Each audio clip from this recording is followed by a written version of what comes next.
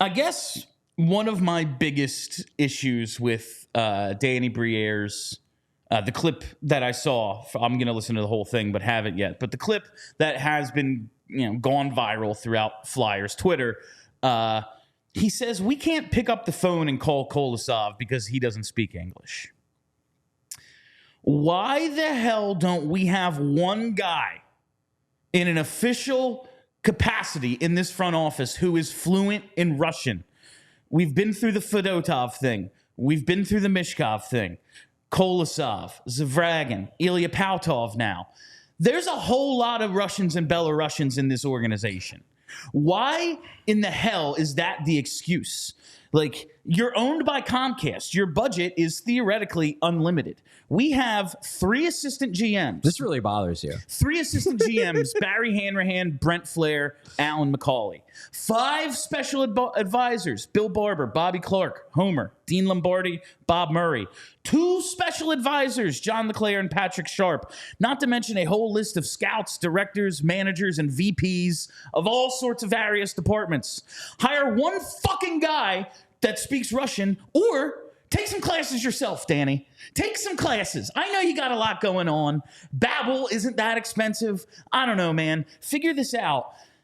That can't possibly be an excuse to not have talked to this guy directly. Do you think, this is pure conjecture now, Charlie, which I know is your favorite thing, the he doesn't speak English thing is a cover for we have another top prospect who just won't return our calls? I mean, yes and no. So, look, it's a lame excuse. It's a lame excuse, and it's an excuse that... It's an asinine excuse. Just, if anything, and if you go back and listen to the pod, he kind of says it jokingly. Like, he had Riley Cote and Settlemeyer laughing. I get like, and in all honesty, what it probably is more meant to convey is that I don't speak Russian. I would love to be able to just call him up and talk it out man to man, but I can't. So we have to go through his agency, we have to go through his representation, and that makes it harder. That said, the Flyers Ken Hudakov is one of their scouts. He's in Russia. That's one of the things they had going for them with the Michkov stuff, is that they had boots on the ground there. There are people in the organization that can speak Russian, which is why it doesn't come off as a great excuse. I do think it was probably said a little bit more jokingly. Look, the fact that Kolosov does not speak English well, it does make it tougher. That said, that's not the reason. The reason why they haven't gotten in contact with him is Kolosov clearly didn't want to be getting in contact with. And that I realize that we have drawn the differences between the Gauthier situation and the Kolosov situation. This all might be one big coincidence.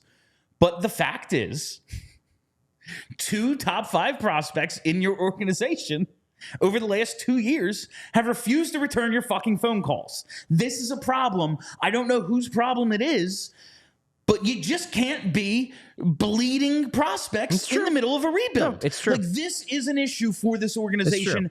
Maybe the Gauthier thing is 100% he's an immature dickhead. Maybe the Kolosov situation is 100% the same thing.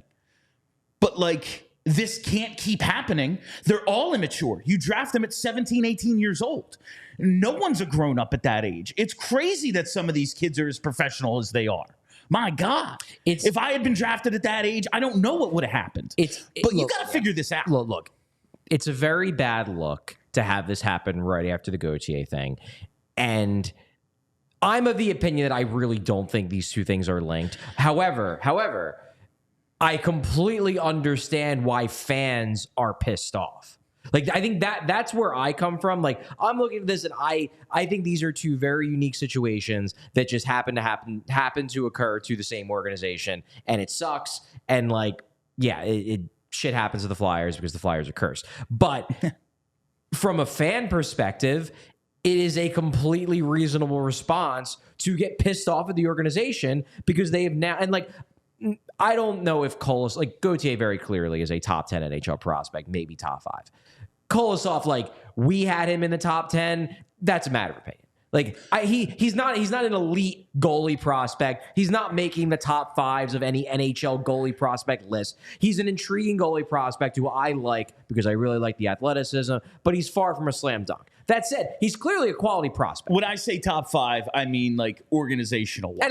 And what I'm saying is that I don't think I think it's reasonable if you put him in the top 5, but I don't think it is Gauthier. If he wasn't in the top 5, you're an idiot. He was number 1 until they drafted Mishkov. Right. If you put Kolosov 12th, I don't think that is an irrational placement. It just comes down to whether you like him or not. Scouts, people are going to have different opinions. He's a quality prospect. And it is a completely reasonable response for fans, particularly fans who are very into prospects. And I think a lot of our listenership in particular is, because we focus on prospects a lot. I do my big prospect list with Alex Appleyard. The online section of the fan base in general tends to be more focused on prospects because they're just more... I don't know. You can sell 2 things, hope and winning, and prospects are hope. Yeah, but not even that. Like, if you talk to some random Flyers fan on the street, they probably don't really give a crap about Kolosov. But our show and online Twitter in general, it selects for people who are that obsessed that they're going to care about who the 16th best prospect in an organization is. So they're going to be extra angry that now it looks like there's a chance that the Flyers might have found a way to not successfully integrate 2 relevant prospects in the organization. I don't know if this is a like legitimate organizational problem, but when it happens twice in 2 years, like, you do have to look in the mirror and say, what are we doing? Are we doing anything wrong? Is this just bad luck? Are we doing anything wrong? I think that the Flyers absolutely do need to do some self-evaluation, but I don't necessarily think they need to. I don't think they have to react to this by like, well, we're a dumpster fire. It's all our fault. I, however, completely understand why fans would react in that way. And I get it. We always, like, because fans, we tie everything together. You know, like, Jonesy and Danny are not at... Danny was on the goddamn ice. You know, like, they are not at fault for Patrick Kane scoring that goal. Like, that's a totally different era of Flyers hockey, but like, we as fans, like, we believe our bad luck goes back to their, like, you know, Eric Lindros. Oh yeah, well, guess what? He's the best ever, but he's prone to concussions. We tie things together. We tie these things together as fans, and maybe that's unfair, but that's the sports business. Like, that's what you signed up for, and it just seems like a continuation of all the same problems. And these things, Gauthier and Kolosov, did happen under your watch. Like, these are problems of your time. We don't have a whole lot to judge these guys on. It's not as if they've been making move after move after move. Like, they subtracted some guys last year. Mishkov is over here, but that's basically it. Like, yeah, the Provorov trade was great. What else are we judging him on? Well, Gauthier stopped taking your phone calls, and it seems as if Kolosov is doing the same thing. Like, these are the benchmarks of the rebuild so far. Yeah. Like, that's what we're judging. Is it that fair? Maybe not, but fucking life ain't fair. No, life isn't fair. And that's the thing. You're running a professional organization, and fair or unfair, you're judged on this. And, you know, I do think it's reasonable to say, because you just kind of brush aside but there was Michkov. Like, it's fair to, if you're gonna ding them for screwing up Gauthier and Kolosov, you have to also note that they very much seem like they excelled in the Michkov situation. Yes. Now, by the same token, if you're going to say, great job, Danny, on the Michkov situation, you can't then brush aside the Kolosov thing and be like, well, you got one right, but like, that guy, he doesn't matter because he's just an immature kid. Like, no, you probably could have done the Kolosov situation better where this isn't a problem, because very clearly something happened in Allentown. Now, I'm not saying that there is some, like, you know, big cover up or anything. What I'm saying is that a kid came over excited about joining the Flyers organization and being part of the North American side of the organization starting this season.